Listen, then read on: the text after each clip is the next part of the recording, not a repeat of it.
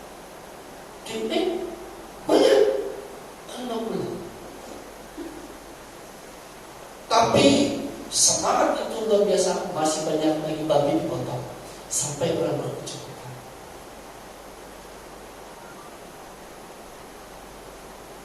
Yang saya maksud di sini adalah Yesus berkata, firman Tuhan berkata, ternyata iblis melihat manusia bisa memungkiri imannya karena makanan saja. Ya.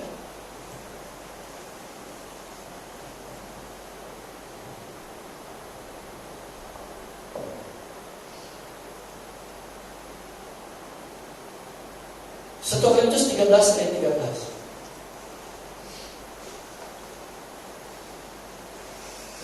Satu Korintus 13 ayat 13. Coba kita baca sama-sama.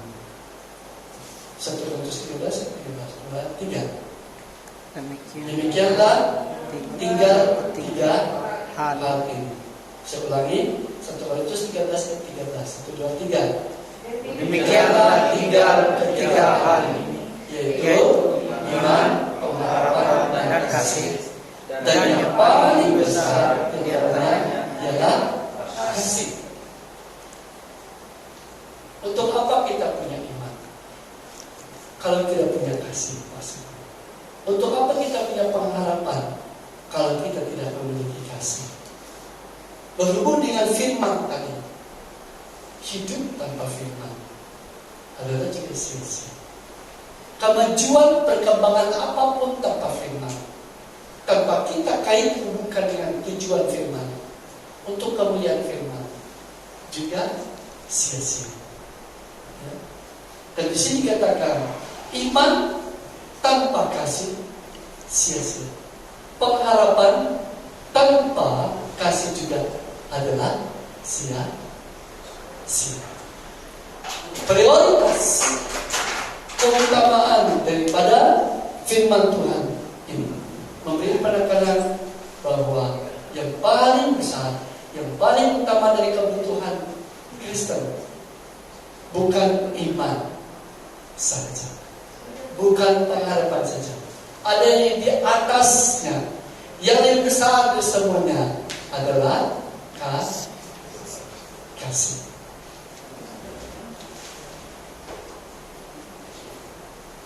Ikut.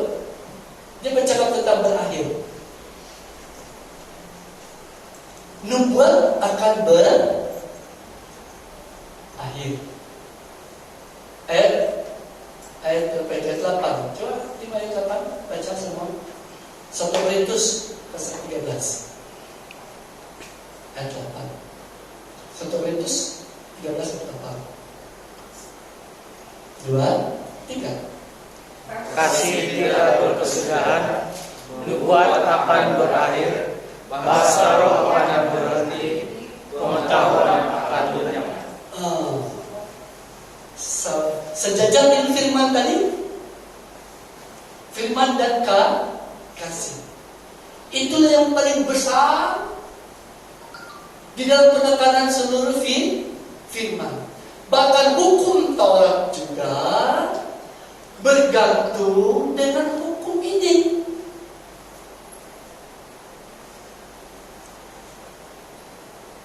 Kasih itu tidak akan berkesudahan. Firman tidak akan berakhir. Nubuat akan berakhir. Bahasa roh akan berhenti. Pengetahuan akan lenyap. Ketiga hal ini, nubuat, bahasa roh, pengetahuan, selalu dihubungkan dengan penekanan iman dan pengharapan. Gereja punya iman? Amin. Punya kedahsyatan? Amin. Gereja punya pengharapan? Amin. Punya kedahsyatan? Amin. Dalam persekutuan Kristen yang diperjuangkan banyak orang adalah iman, pengharapan. Mereka mau tonjol itu. Tapi kasih semakin berkurang.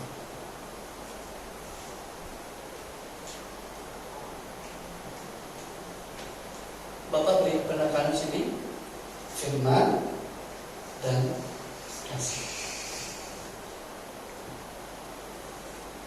Masih ingat ayat sebelum? Kasih itu murah.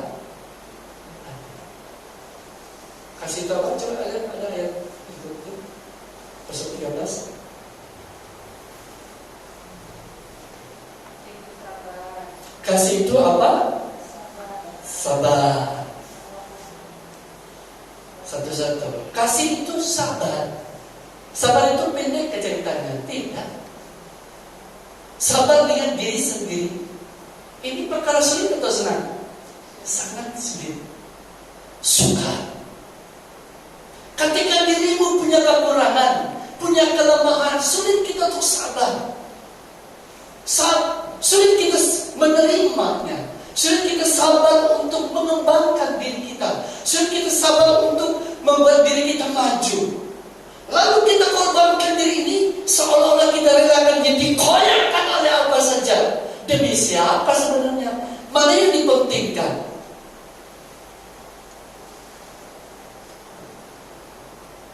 Kasih itu sabar.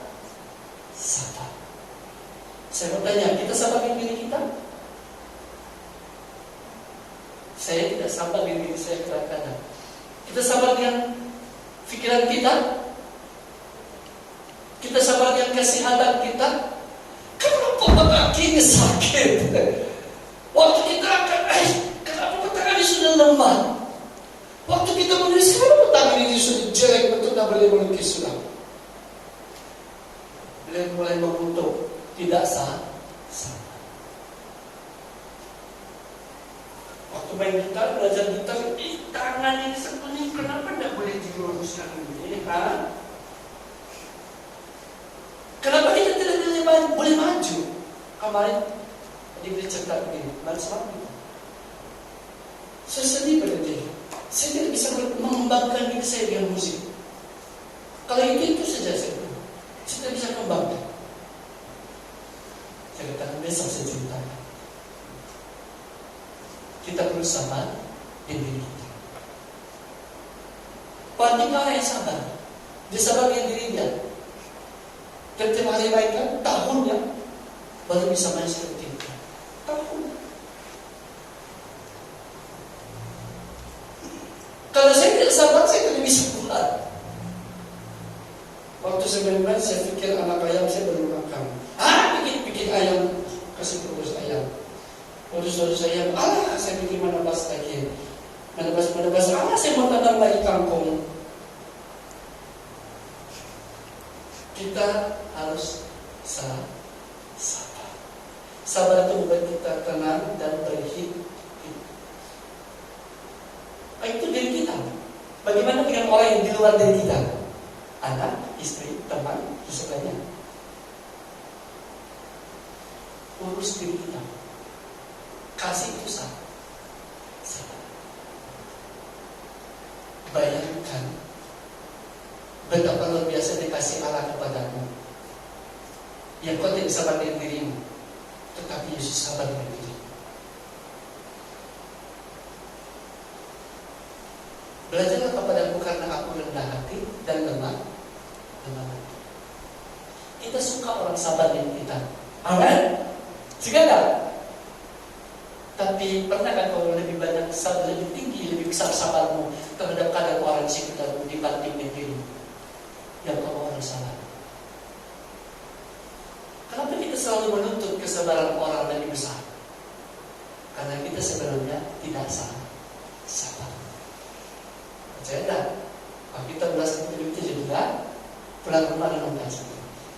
Kasih itu sabar mana yang kedua? Murah hati. Murah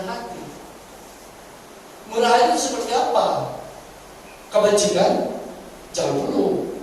Orang sabar pun bukan kebajikan. Murah hati itu tanpa pamrih. Tidak ada rasa apa-apa macam sesuatu tuntutan dirinya. Ini murah hati, dia memberi dengan sukacita. Seperti itulah yang Yesus murah hati kepada kita, memberi kita kemurahan yang tak ternilainya. Kenapa kita tidak pertama kali COVID? Saya pikir, kenapa Tuhan tidak membiarkan COVID mulai dikeke saja? Kalau mulai dikeke di antara orang yang mati, kira-kira siapa? Kita. Atau anak kita, atau angkat kita, orang yang tersayang.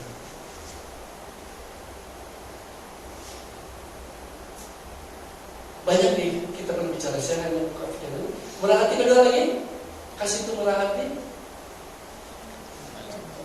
Tidak apa? Tidak cemburu.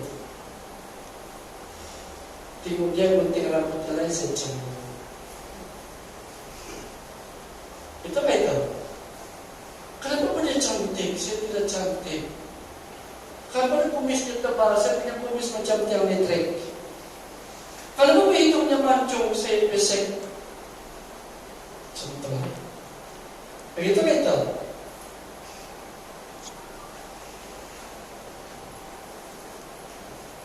Apa tadi? Apa kata tadi? Tidak cemburu.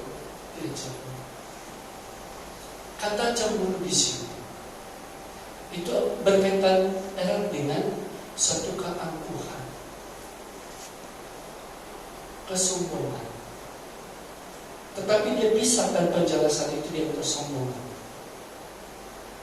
dengan rasa tidak puas pada diri kita sendiri, tidak mengakui bahwa anugerah yang pada kita itu lebih dahsyat dari semua keadaan. Kau istimewa. Tuhan memandang engkau istimewa. Dan Tuhan tidak pernah berpikir mengurangi sesuatu yang istimewa bagi diri kita, seperti ada pada orang lain. Paham? Mau percaya kasih ini? Kasih Kristus? Jika kau memiliki kasih itu, kau akan melakukannya kepada orang lain.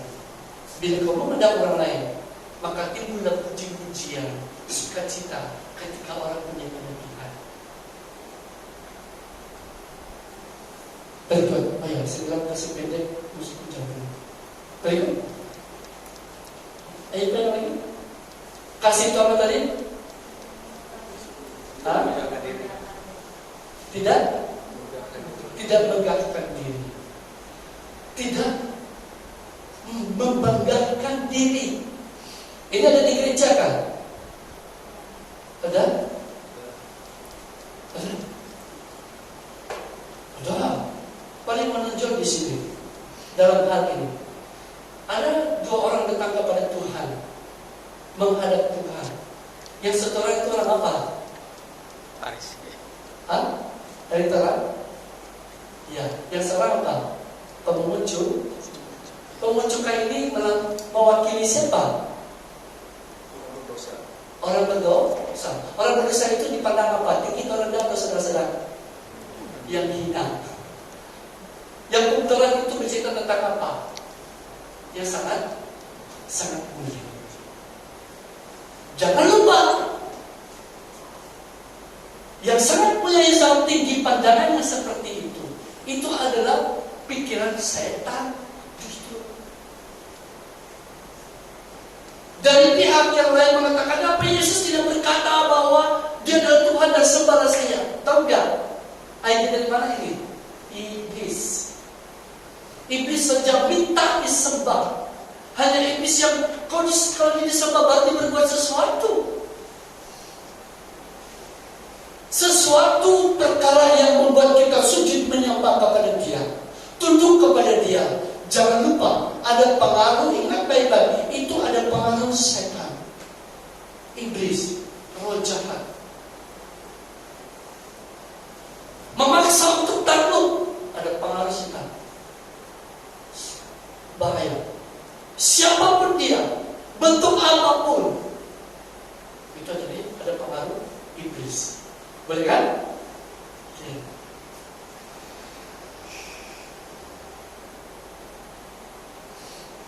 Iblis mau disembah. Jadi dalam gereja, orang yang menganggap dirinya tinggi adalah ide iblis. Itu bukan dari Roh Kudus. Justru kalau kau kudus, kau pasti lebih rendah. Sama sebut rendah hati. Seperti ia memiliki firman. Inilah Kristen. Ini yang terbesar yang harus gereja miliki.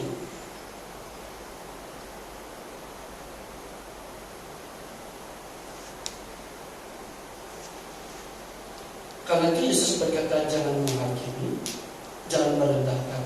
Tugas gereja mengangkat, menyembuhkan, menyelamatkan. Itu disebut kasih. Kasih itu apa lagi? Tidak sombong. Tidak sombong. Seterusnya. Bicara tentang kasih begitu banyak, menutupi banyak dosa dan membangun semuanya. Kasih. Itulah kasih. Bukan kasih seperti atas ukuran pengertian pikiran kita. Anjing pun punya kasih seperti ukuran kita. Kucing pun, ayam pun, babi pun. Halo?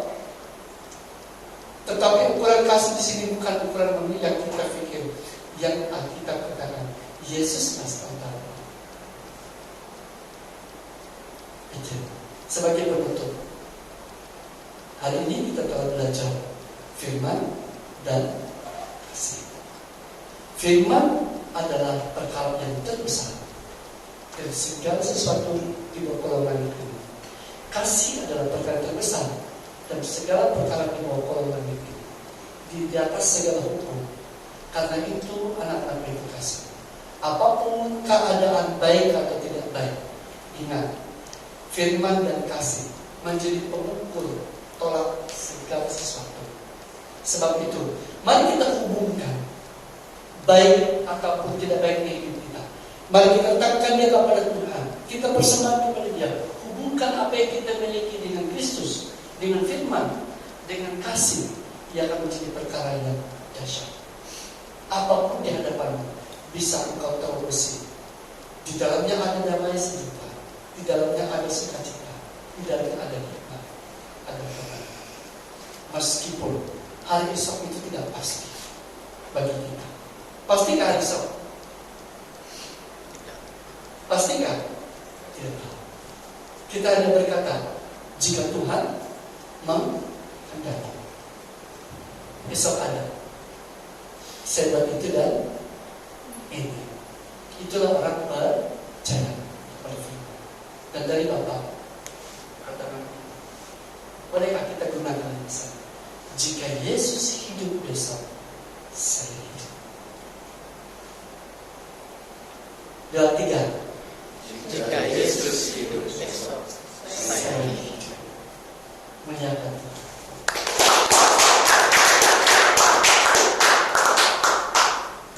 Jadi hidup itu bukan makan minum ya. Hidup maksud Bapak di sini hidup yang luar biasa, hidup dalam Tuhan, hidup dalam segala keadaan. Oke, jangan boleh kita ditakut lagi. Apapun ikatan kegelapan, kesakitan yang kita alami, ayo kita kalahkan dengan firman. Bapak tidak bahas semua kasus itu, tapi cukup Bapak katakan bawa dia kepada firman. Firman akan melakukannya. Percayalah bahwa firman itu relevan dalam segala keadaan. Tidak ada firman yang tidak akan terjadi. Percaya. Saya kasih tahu, percaya itu bukan mudah, bukan senang. Ayo